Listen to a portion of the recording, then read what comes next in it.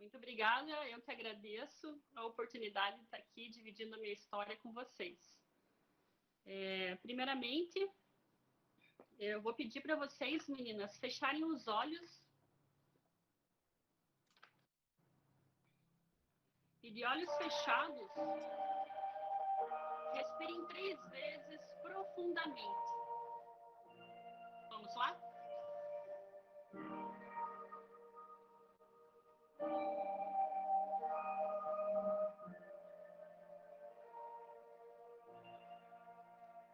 Isso, mais 3 vezes.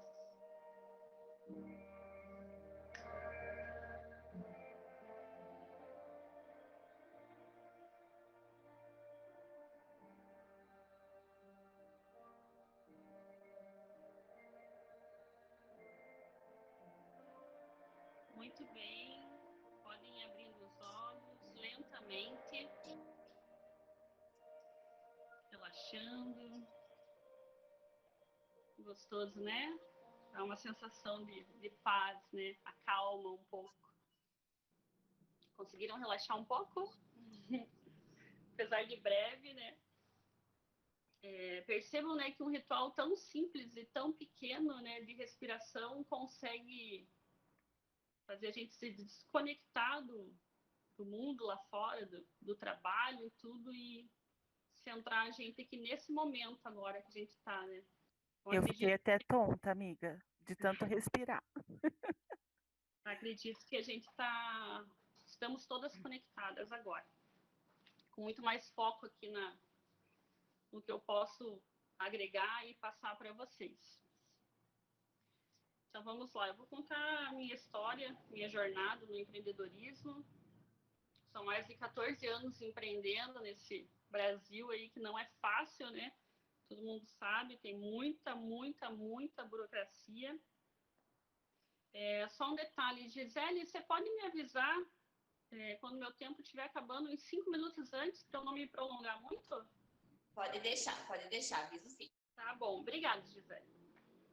Então, a minha história, vocês vão perceber que ela é dividida praticamente em 3 fases, vai ficar bem claro para vocês. Vocês vão conseguir identificar. Então, exatamente uma semana atrás, eu tive um almoço com a Letícia Sugai. Ela é aí de Curitiba, ela levanta a bandeira do compliance. Ela tem um movimento chamado Integridade Vale a Pena, até estou com a camiseta aqui que ela me presenteou. E ela pediu para eu contar um pouco da minha história para ela. A gente já havia se cruzado em palestras, mas a gente nunca tinha sentado para conversar realmente. E eu contei a minha história desses 14 anos, brevemente para ela. E no final, assim, foi o mais surpreendente. Ela falou, Elô, esse tempo todo que você contou a sua história, eu poderia escrever lições que eu aprendi com a Heloíse.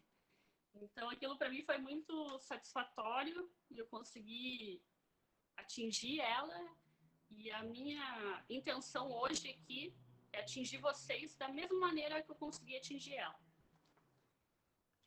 Deixa eu tomar um golinho aqui do meu chá. Então, vamos lá. Tudo começou em 2007. Eu tinha 23 anos, recém-casada. E a gente que morava em Curitiba, eu sou curitibana, minha família é de Curitiba também. Mas naquela vida louca de Curitiba, escritório e trabalho. E eu e meu marido, a gente decidiu ter uma qualidade de vida um pouco melhor. Uma parte da família dele é de Teixeira Soares, uma cidade por interior, mais ou menos uns 160 quilômetros de Curitiba. E ele falou, por que a gente não vai para Teixeira Soares ou alguma cidade ali da região? E a gente dividiu esse desejo com a família dele. A família dele já tinha comércio na cidade. E falou, por que vocês querem vir para cá, né? Ter uma qualidade de vida melhor? E vocês querem abrir alguma coisa? Abram um mercado. A gente tem um mercado e a gente está muito bem. Então, a gente, sem experiência nenhuma em varejo, em empreender, a gente nem escutava em falar em ser empreendedor na época, né? A gente então aceitou assim de boa a ideia de primeira e vamos para lá então e vamos montar o mercado. Compramos um terreno na cidade vizinha, Fernandes Pinheiro, montamos o mercado, o barracão, construímos nossa casa, tudo do zero. Isso em 2007. Trabalhamos com o mercado alguns anos assim, tendo lucro, crescendo. Só que em um determinado momento, que eu acho que é muito habitual de cidade pequena, vender fiado. E a gente caiu nessa armadilha de vender fiado. E nessa venda de fiado, a cidade era bem pequena. Depois que a gente veio saber, assim, analisar dados, né? A cidade nem banco tinha, depois que veio uma lotérica. Então, são todas coisas que você analisa antes de abrir um empreendimento, né? E a gente, zero de experiência. E nesse fiado, a gente vendeu mais de 200 mil reais. E nunca mais recebemos, né? Então, a gente já estava a ponto de fechar o mercado porque não tinha como sustentar aquele negócio mais, né? Foi muito dinheiro investido e uma perca de 200 mil em fiado, né? Quando a gente estava na época já decidindo, vamos fechar o mercado, meu marido foi convidado para ser secretário do Meio Ambiente e Agricultura da cidade. E ali a gente viu uma oportunidade de realmente fechar o mercado, né, e ter uma outra renda. Fechamos o mercado, ele ficou trabalhando como secretário da prefeitura e muitos contatos, e veio uma proposta de emprego para ele numa indústria de iluminação de Pinhais, que eu tinha comentado ali um pouquinho antes, que fez um serviço para a prefeitura, ele que atendeu, gostaram do trabalho dele e chamaram ele para ser diretor nessa indústria. E a gente se olhou e vamos embora então, né? Já que está se abrindo uma porta, né? Por que não? Alugamos nossa casa, alugamos o barracão onde era o mercado e fomos para Pinhais. Era uma indústria de iluminação. Foi bem quando deu aquele boom de LED no Brasil inteiro. Era mais ou menos 2013 para 2014, essa época mais ou menos. Em 2014 a gente já estava em Pinhais, meu esposo trabalhando nessa indústria de iluminação. E foi ali que eu acho que foi o primeiro despertar do empreendedorismo com visão, assim, sabe? Ele trabalhava, eu ficava em casa, mas eu sempre queria mais, fui procurar mais conhecimento, mais informação.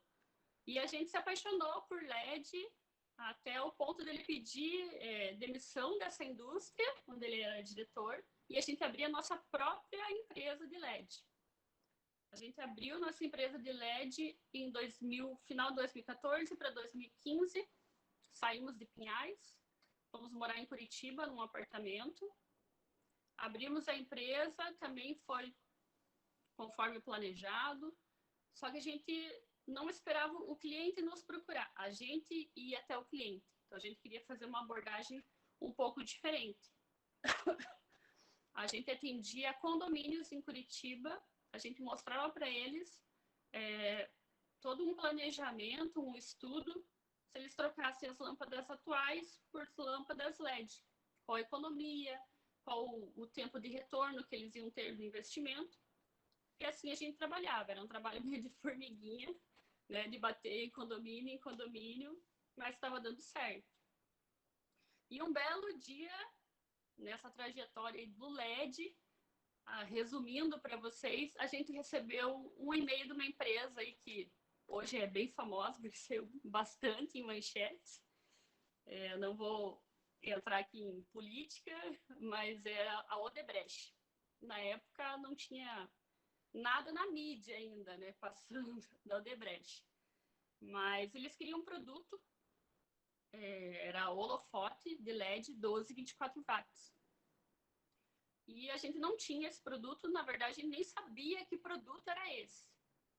E eles queriam, tipo, um pedido de 800 a 1.000 peças para ontem. E porque eles não encontravam no Brasil, era um produto importado e eles precisavam para um túnel que eles estavam fazendo. E era coisa muito rápida. A gente falou que não conhecia e que não tinha como atender. Mas eu fiquei com aquela curiosidade. Que produto é esse? Né? Numa quantidade tão grande assim, né? Então, a gente continuou trabalhando com os condomínios e, em paralelo, eu pesquisando esse produto. Eu achei o produto, não tinha realmente no Brasil. Eu importei esse produto, ele chegou para nós. E se você olhasse assim, falando holofote, é refletor de LED, para vocês entenderem um pouquinho melhor. Se você olhar um refletor de LED que vende em qualquer loja de elétrica ou materiais de construção aqui no Brasil e visto importado, por fora é idêntico, era idêntico. Falei, vamos ver qual que é a tecnologia que tem dentro desse refletor, né? A gente abriu o refletor, descobriu qual que era a tecnologia diferente e eu fui em busca dessa tecnologia. Achei daí, só que achei no Brasil, por coincidência, em Curitiba tinha essa tecnologia, só que era um preço muito agregado, assim, muito alto. Aí achei também para importar, importei essa tecnologia, montamos e funcionou igualmente o produto que a gente tinha importado de teste. Fizemos todos os testes, tudo ok. Aí veio a pergunta, se uma pessoa veio atrás, se um cliente veio, existem outras pessoas também que devem estar buscando esse produto e não encontram no Brasil.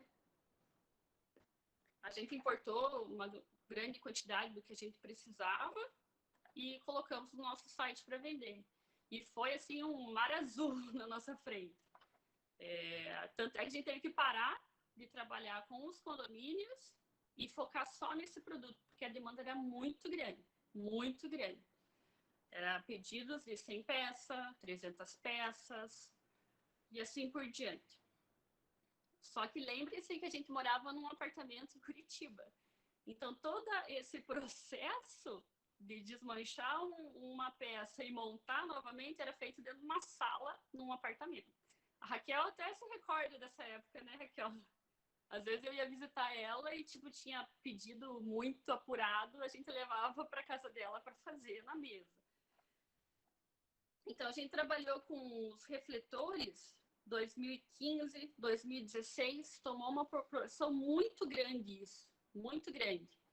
E eu falei, amor, a gente tem que deixar a coisa um pouco mais profissional, a gente tem que sair desse apartamento, a gente tem que montar um barracão, contratar pessoas, né? Escalar, a gente tem que escalar esse negócio. Apesar de a gente estar ganhando muito bem, mas a gente precisava escalar para ter ganhos melhores ainda, né? Mas ele era meio contra isso, porque ele era, tipo, da filosofia.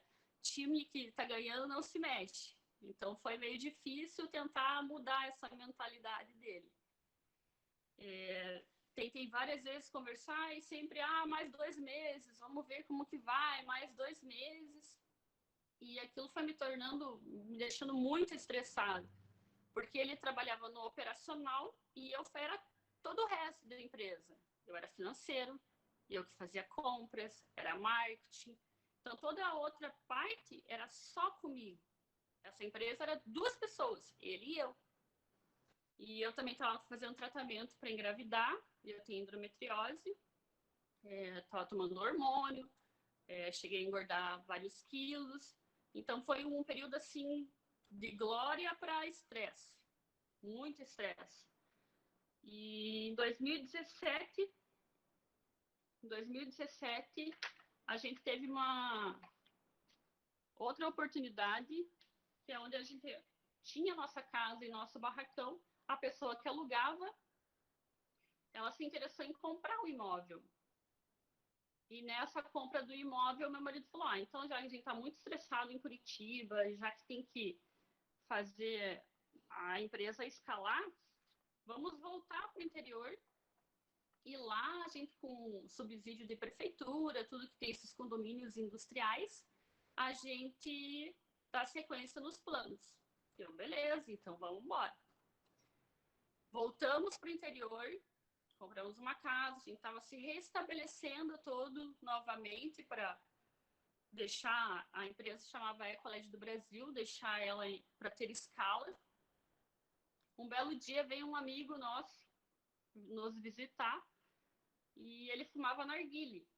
E eu nem conhecia nada de tabaco, de narguilé, é um mundo que eu não conhecia. Ele chegou na minha casa e faltava um suprimento lá para você. Quando monta um narguilé, você precisa de essência, carvão, alumínio. E não tinha carvão.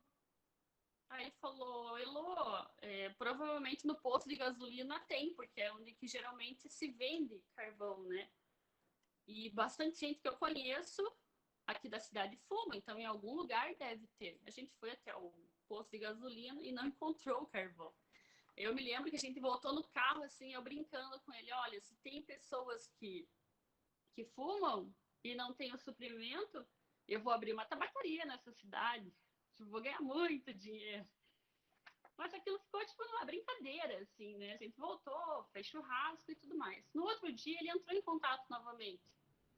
Oi, Lô, aquela ideia lá que a gente esboçou, ela tem validade? Vamos conversar sobre isso, né?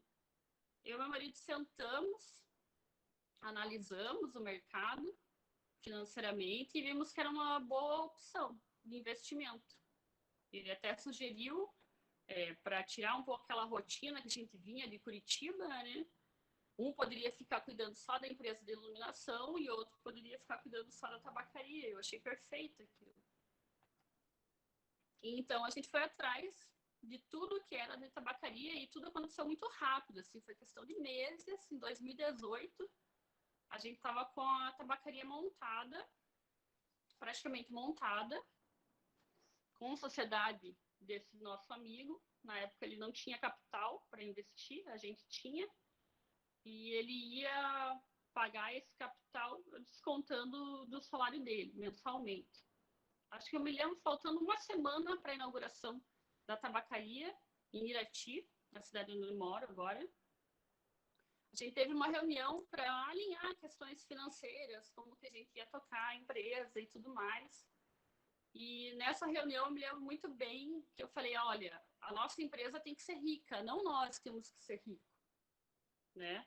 A gente tem que deixar o dinheiro na empresa. Não adianta a gente querer tirar todo o dinheiro da empresa e a empresa ficar pobre. Ela não se mantém, não tem como se manter, né? Ela não tem alicerce. Consegui convencer ele de a gente tirar um salário mínimo e lá na frente, conforme fosse o cenário, fosse mudando, a gente poderia rever isso e poder fazer uma retirada um pouquinho maior. Ele concordou, mas sabe quando você percebe assim, que a pessoa não era aquilo que ele queria, mas ele concordou. Uma semana depois, veio a inauguração da loja, que foi dia 7/7/2018. Semana agora ela fez 2 anos, aniversário da loja. A gente chegou no horário marcado de manhã, para o dia de inauguração. Eu fiquei esperando que vinha uma moça fazer toda a decoração de bexiga na frente. Meu esposo foi na confeitaria pegar os docinhos e ele chegou. Só que ele chegou mais de meia hora atrasado. E eu falei assim, cordialmente ainda para ele, né? Fulano de tal. Agora a gente precisa, né, ser um pouco mais profissional, é uma empresa, né? A gente tem que ter responsabilidade. E ele virou para mim e falou um palavrão.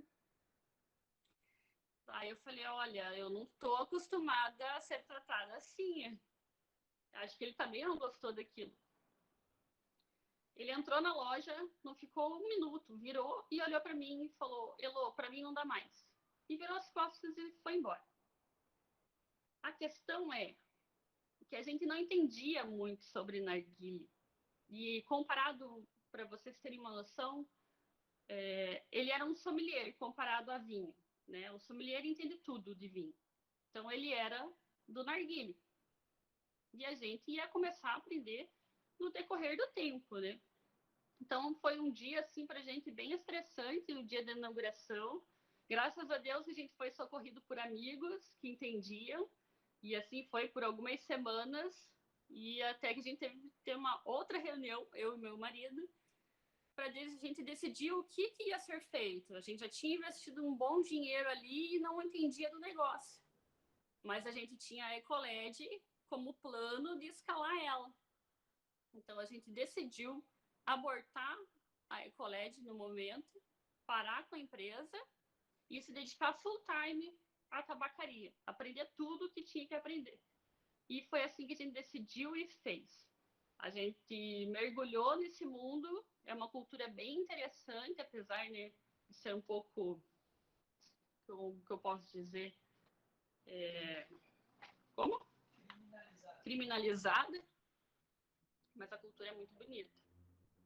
Então, a gente mergulhou, a gente começou com uma loja de 30 metros quadrados, hoje a gente já tem uma loja de 120 metros quadrados, a gente já mudou de endereço, estamos na segunda rua principal da cidade, fomos convidados pela maior balada, casa noturna que tem da cidade, para ter um espaço nosso, espaço lounge, nessa balada, porque eles queriam agregar mais entretenimento para os clientes deles. Hoje a gente também teve o nosso lounge, ele não foi inaugurado porque ele ficou pronto em abril desse ano, logo depois que começou a pandemia, e já temos planos de abrir a nossa segunda loja até o final do ano. Então é só crescimento. Lógico que no meio de toda essa trajetória, para a gente ter esse conhecimento, eu tive que ir em busca de muita informação, muito recurso. A gente teve que mudar a nossa mentalidade. Eu tive que mudar a minha mentalidade. Meu marido teve que mudar a mentalidade dele. Porque senão os nossos negócios, eles sempre iam chegar num patamar e voltar para trás. Chegar num patamar e voltar para trás. E a gente não queria isso. A gente queria vida longa, né? Então, resumindo, a minha trajetória é essa, até chegar em 2020, que estamos agora. Com toda essa pandemia, eu tinha um projeto guardado na gaveta. A Raquel sabe aí, né, Raquel? Mais de 1 ano e pouco, que eu tenho o desejo de passar todo esse meu conhecimento de empreendedorismo para os outros, poder agregar de alguma maneira. Então, quando começou essa pandemia, eu falei, agora é o momento de colocar tudo no papel e poder ajudar as pessoas. Foi aí que eu desenvolvi o método Nirvana. Ele é dividido em 2 módulos, um só de empreendedorismo, de A a Z, na prática, o que você tem que fazer realmente, porque é muito fácil falar, vamos empreender. Abre uma portinha ali, coloca os produtos e esperar o cliente chegar. Não, é muito mais do que isso empreender, muito mais. E é por isso que tem dados aí, né, que as empresas abrem e em 2, em 3 anos elas morrem, porque não tem uma estrutura por trás disso. Então, um módulo desse curso é só voltado ao empreendedorismo e outro sobre a mentalidade, né? Como ser mais resiliente e tudo mais. Eu acho que seria isso. Acho que eu falei até meio rápido demais. Não sei, Gisele me deu